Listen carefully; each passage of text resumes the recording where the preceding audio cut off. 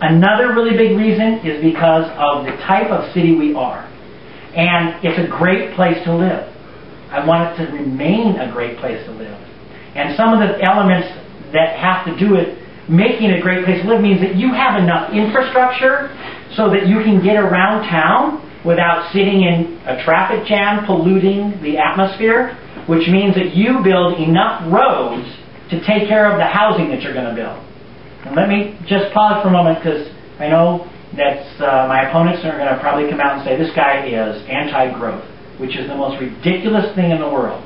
Because between the city and the county, our valley has already approved 42,000 units. That's 125,000 people or so, right off the bat. It's enough housing at our current rate of growth over the last 20 years to have enough housing for 25 years. We're growing about 6,000 a year. So you ask yourself, then what is this big push where they need to put in a whole bunch more housing without taking into consideration the infrastructure?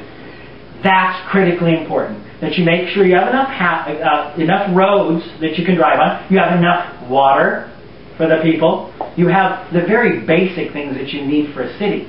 That make sure the infrastructure is sufficient for all of us so that it's a great place to live 10 or 20 years from now. I think as they go through this One Valley, One Vision is one of the last opportunities that we're going to have to really make a difference in that. And I know Diane is with me on this, and Diane is one of the first people that pointed this out to me when I was on the council, talking about this new general plan and the deficits therein, and what we need to do to try to create. It's not about not growing, it's not about not building, it's about doing it correctly. To be sensitive to open space areas, to be sensitive to environmental issues, absolutely. All these things have to play into good planning. Otherwise, you're going to end up in a place you don't want to live 20 years from now. And I want to live here 20 years from now. So the planning thing is very, very big.